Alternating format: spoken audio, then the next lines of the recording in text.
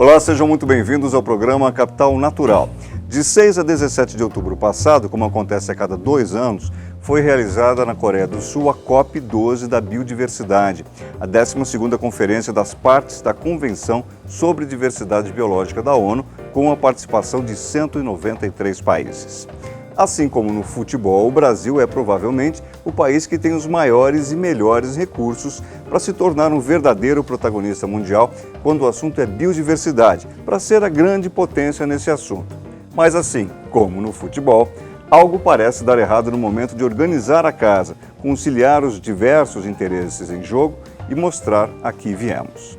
Qual a real importância estratégica da biodiversidade mundialmente e para um país como o nosso em particular também? Em que pé está a discussão do assunto entre os países e as deliberações quanto à sua governança no mundo? Qual o estado real de conservação da biodiversidade de seres vivos no mundo? Para debater esse assunto, estamos recebendo hoje o professor Jean-Paul Metzger, titular do Departamento de Ecologia e coordenador do Programa de Pós-Graduação em Ecologia, ambos da USP. Jean-Paul é membro do Comitê Científico do Programa de Pesquisa Ecológica de Longa Duração do CNPq.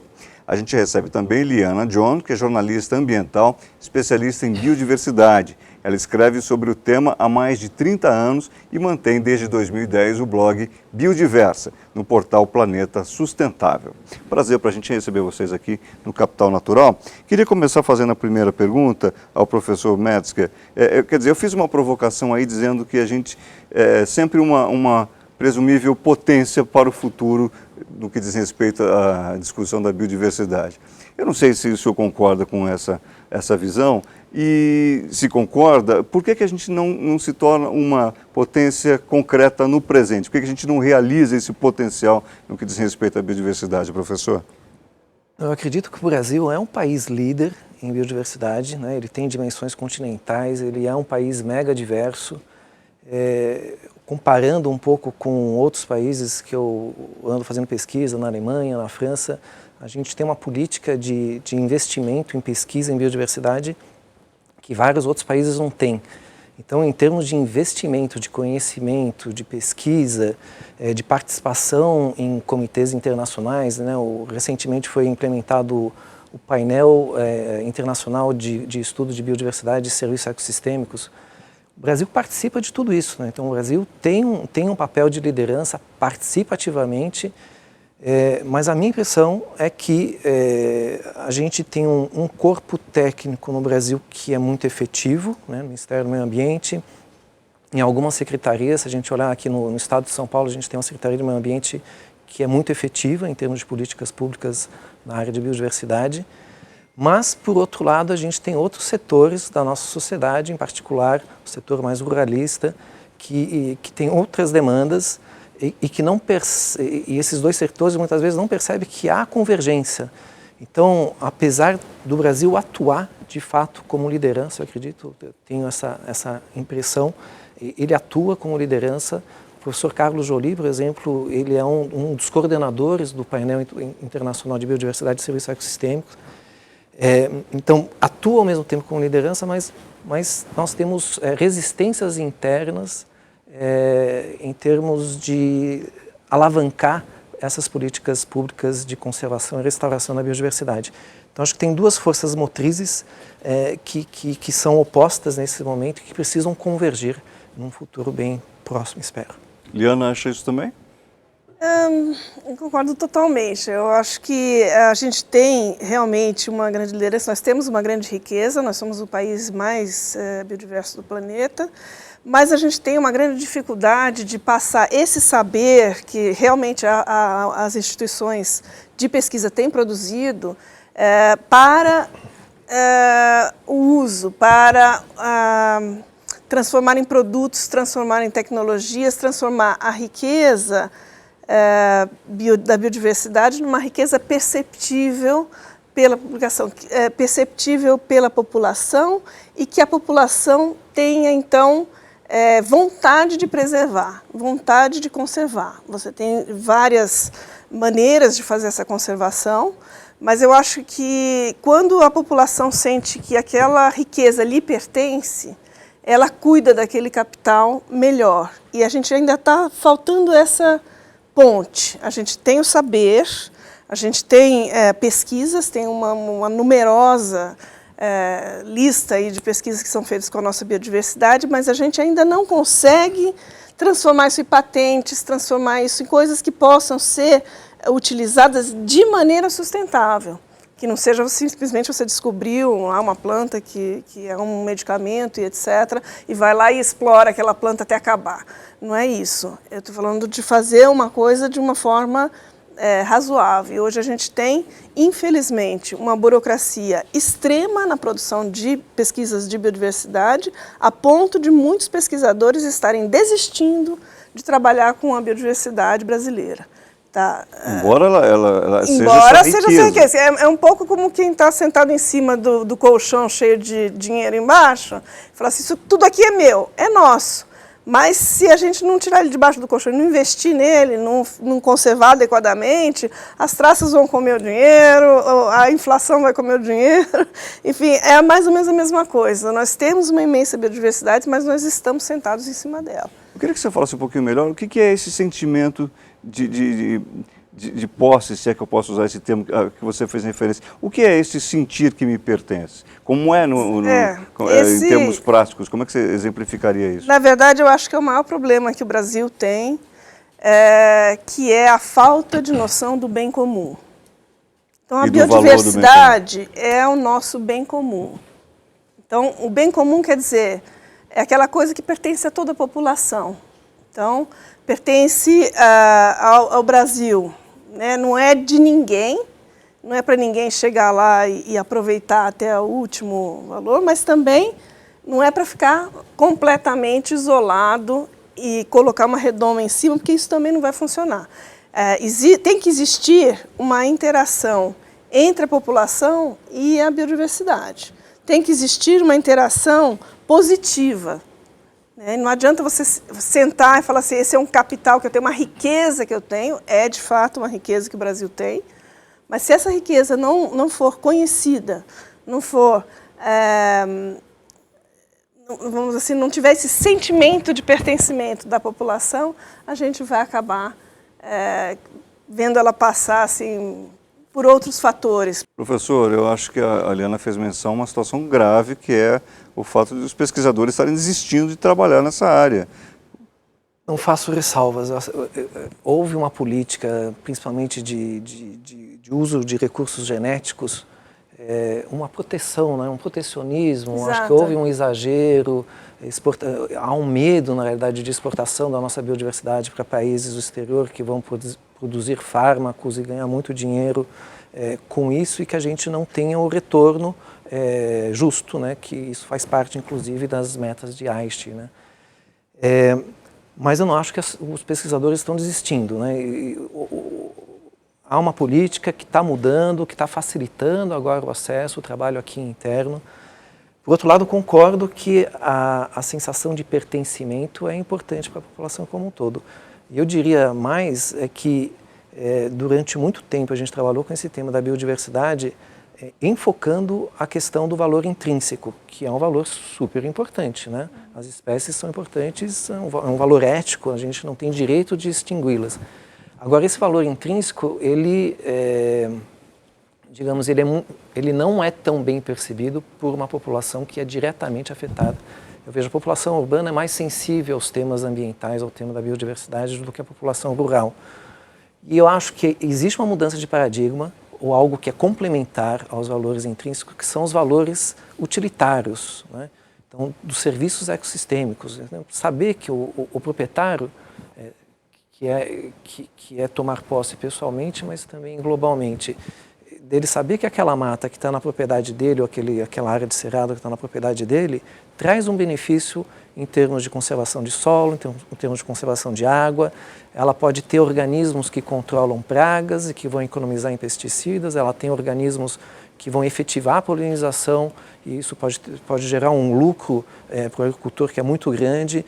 Ela capta carbono, e isso em termos globais é importante em termos de amenização climática, de regulação climática.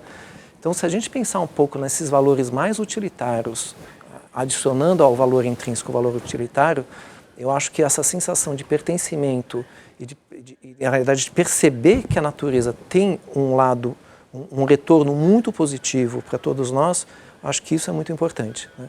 Então, não apenas pensar na biodiversidade como um conjunto de espécies que está lá, que pode ter uma função futura de um alimento novo, de um fármaco novo, mas saber que elas têm uma função atual e essa função atual tem um valor, inclusive um valor econômico, além do valor ético. Então vamos ao nosso primeiro intervalo. Na volta a gente continua debatendo a biodiversidade e sua importância estratégica para o Brasil. Voltamos já.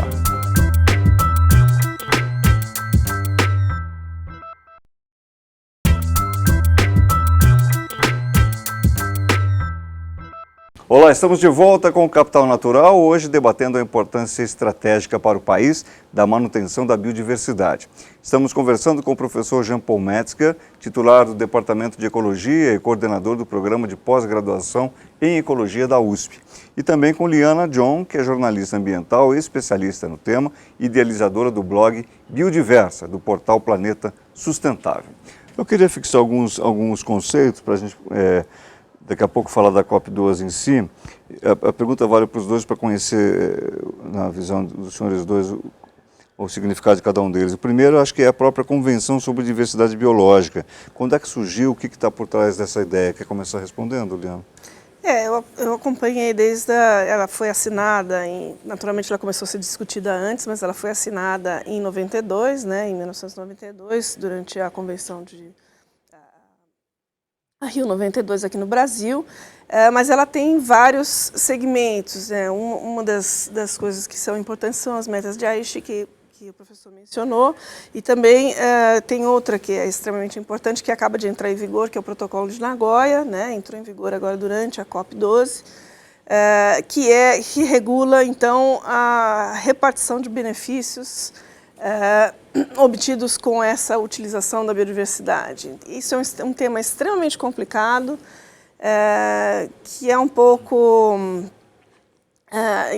deixa eu só fazer um parênteses, o Brasil, por não ter ratificado esse protocolo, ele não faz parte dos grupos que são, vamos dizer assim, que não está habilitado para participar da tomada de decisão. Não, porque ele assinou o protocolo de Nagoya, mas não ratificou, quer dizer, ele não transformou em leis brasileiras, né? Então o Brasil ainda está um pouco atrás, aí, ficou um pouco para trás nessa COP12 por conta dessa dificuldade na ratificação, né? Mas a Convenção de Biodiversidade ela visa, ao mesmo tempo, proteger nas várias frentes a biodiversidade e também tem esses adendos que são você reconhecer esses valores e repartir os benefícios. Então, vamos supor, assim, acho que é melhor dar um exemplo concreto. Vamos supor que você transforma a castanha do Brasil em um cosmético, né? Você utiliza o óleo da castanha para um cosmético. A repartição dos benefícios seria justa que uma parte dos recursos obtidos, dinheiro mesmo obtido com a venda desse cosmético, né, desse produto que virou um produto comercial, ela fosse destinada àqueles que primeiro trabalharam com isso, né? Então, se é uma comunidade indígena, se foi, às vezes, os herveiros lá do Pará, não sei, enfim, você tem uma repartição desse benefício por todas as comunidades que tem. Só que isso é extremamente complicado, né? Porque, ao mesmo tempo que você tem uma comunidade que trabalha com a castanha do Pará no Pará, você também tem N comunidades que trabalham com isso no Acre, em outros países. Então, como é que você faz tudo isso? Então, para isso existe a diretriz internacional que deve ser transformada em lei. Quer dizer, como é que a gente lida com a conservação de tudo isso? Como é que a gente lida com o uso da biodiversidade de forma a não destruir, de forma a manter uma capacidade de renovação natural e de forma a que todos, de alguma forma, se beneficiem disso. Só de te ouvir falar, essa repartição aí desses, vamos chamar de benefícios, já veio na minha cabeça uma teia tão complexa, tão intrincada de interesses envolvidos. Enfim, é muito que se debruçar sobre o assunto. Professor Na sua conceituação também a respeito do protocolo de Nagoya, o senhor fez menção às metas de Aichi, eu queria que o senhor falasse um pouquinho mais sobre isso. Então, a Convenção da Biodiversidade, ela se reúne de tempos em tempos e estabelece metas, né? Primeiro, acho que eu gostaria de dizer que é importante a gente ter uma mobilização internacional, né? A biodiversidade não tem fronteiras, né? As fronteiras são políticas. E não adianta nada, por exemplo, um país ter uma política adequada para a conservação da biodiversidade e o país vizinho não ter. Então, a gente precisa de uma harmonização das políticas em todos os níveis, né? Então, e o primeiro nível, o nível internacional, é extremamente importante. E, diante de um problema, que é um problema mundial, que é essa crise da biodiversidade, né? A gente está vivendo uma nova crise de extinção muito mais rápida do que o esperado sem o homem, a gente precisa de ações também de âmbito internacional. E a Convenção da Biodiversidade, ela propõe metas, né? Então, essas metas, por exemplo, em Nagoya, em 2010, foram definidas algumas metas que a gente precisa conservar 17% de todos os ecossistemas terrestres, 10% dos marinhos, que a gente precisa restaurar até 2020, 15% das áreas degradadas, que a gente precisa reduzir o ritmo de desmatamento, que a gente precisa estabelecer políticas de controle de espécies invasoras, que a gente precisa ter políticas de uso racional de recursos renováveis, né? A gente não pode pescar, por exemplo, mais do que a população é capaz de se renovar. Então, existe uma série de metas, né? São um conjunto de metas gerais que os países deveriam ratificar. No entanto, o que a gente percebe, as metas que foram definidas na Convenção de 2002 para 2010, quase nenhuma foi atingida. Não porque não houve ação, houve ação. A gente teve políticas de controle de desmatamento, políticas de controle de espécies invasoras, etc. e tal, só que a pressão é tão mais forte que mesmo agindo a gente tem uma degradação do estado dos nossos ecossistemas. Então é uma coisa um pouco complexa, ou a gente tem metas muito ambiciosas, pode ser que elas sejam muito ambiciosas, ou a gente não está, a nossa forma de traduzir conhecimento científico na prática não é efetiva. Some call me nature.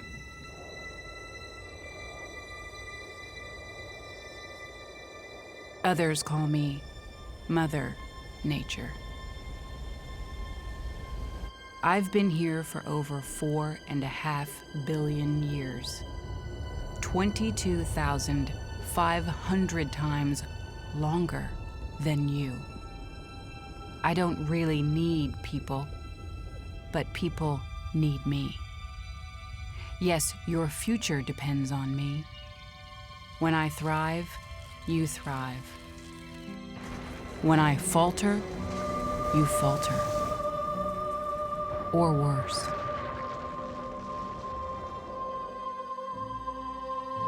But I've been here for eons. I have fed species greater than you, and I have starved species greater than you.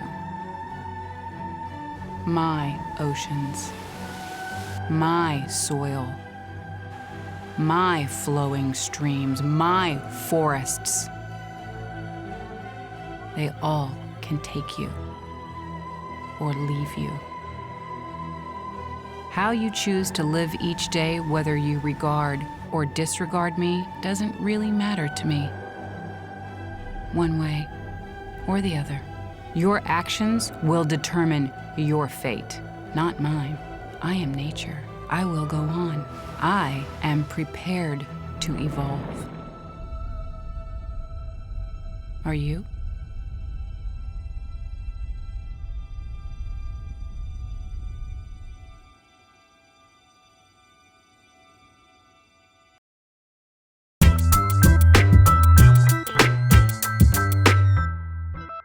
Olá, estamos de volta com o Capital Natural. Hoje a gente fala sobre a importância estratégica para o país e para o mundo também, né, da manutenção da biodiversidade. Estamos conversando com o professor Jean Paul Metzger, titular do Departamento de Ecologia e coordenador do Programa de Pós-Graduação em Ecologia da USP. Com a gente também Liana John, que é jornalista ambiental especialista no tema, idealizadora do blog Biodiversa do portal Planeta Sustentável. Antes do intervalo, ficou no ar aí mais ou menos uma questão para colocar para vocês, começando pela Liana, que é como esse universo todo da biodiversidade, dessa discussão que a gente vinha travando, afeta o dia a dia das pessoas em termos mais práticos. Como é que a gente deve fazer essa transposição aí, Liana?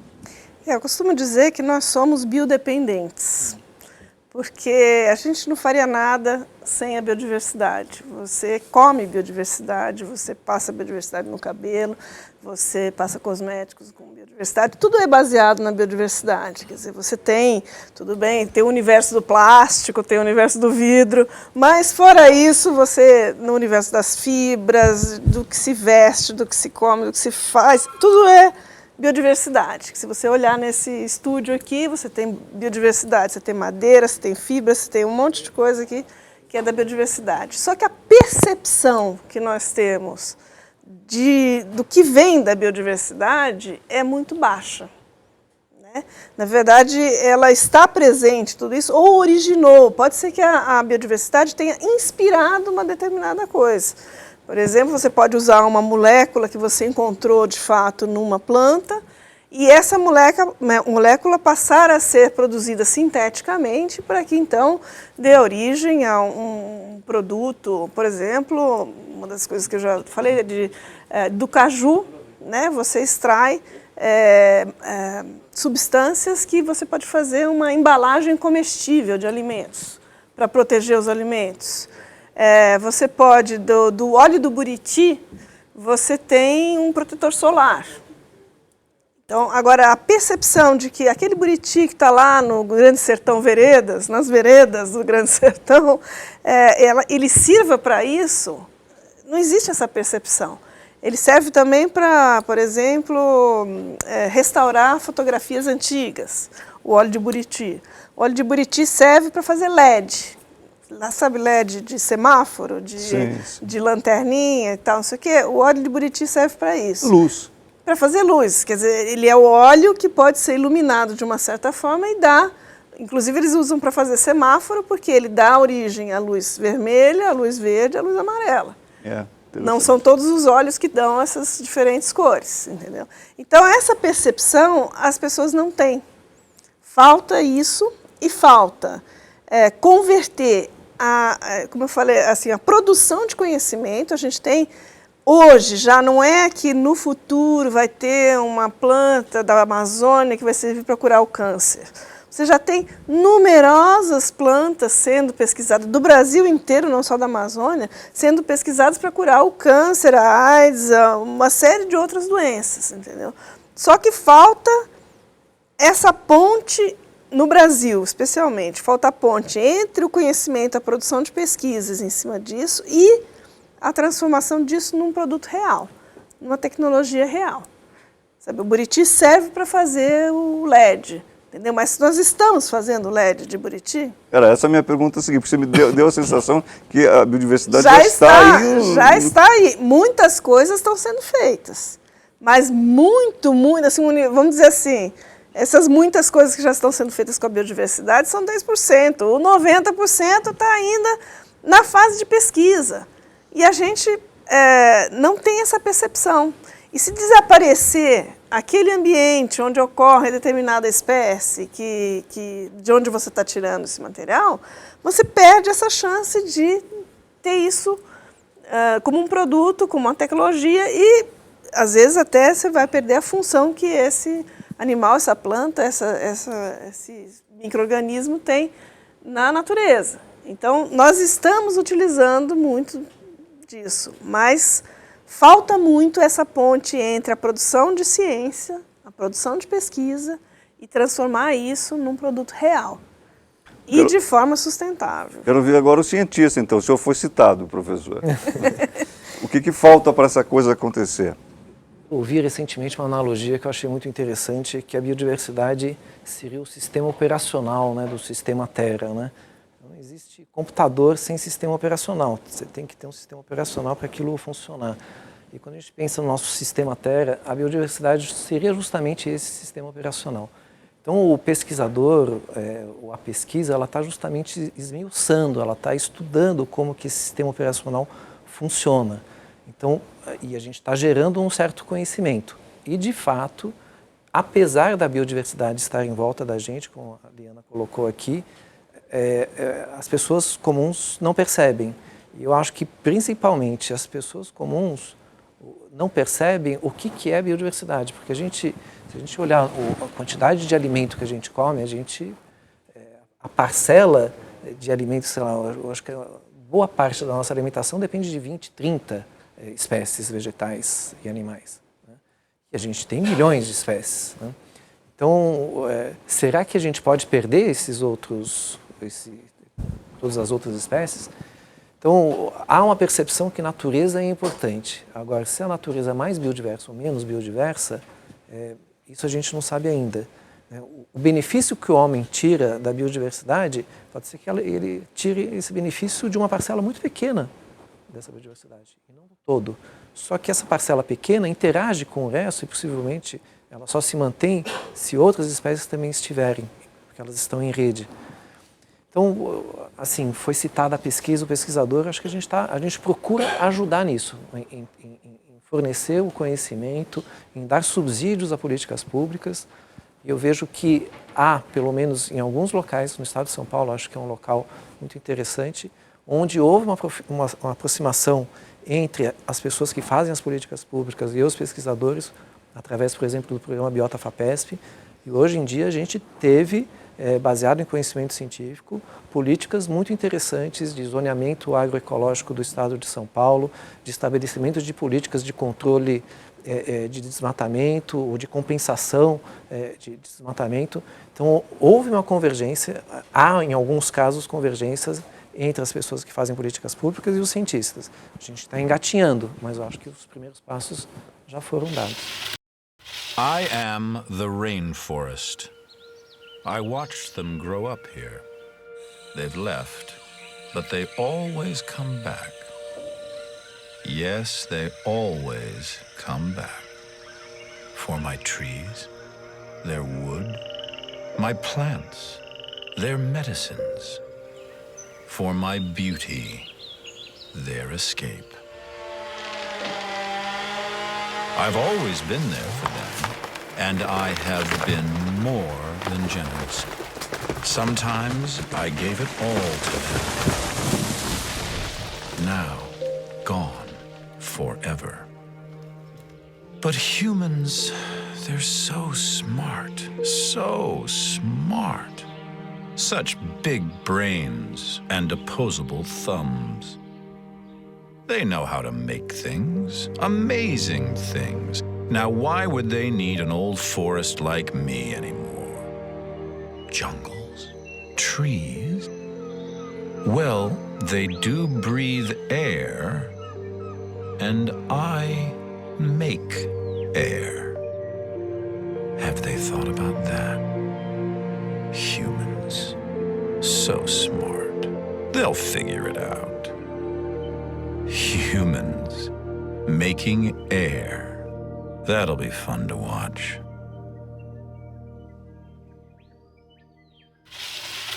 O programa dessa semana vai ficando por aqui. Eu quero agradecer as presenças dos nossos convidados, professor Jean Paul Metzger, titular do Departamento de Ecologia e coordenador do Programa de Pós-Graduação em Ecologia da USP. Ele também é membro do Comitê Científico do Programa de Pesquisa Ecológica de Longa Duração do CNPq.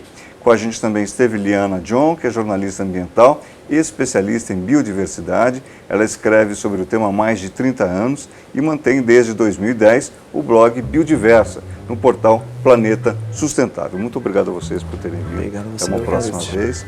Obrigado sobretudo a você que sempre nos acompanha. Convido você a continuar conectado com a gente. Acesse a nossa página no Facebook. Eu sou Guto Abranches. Até o próximo programa.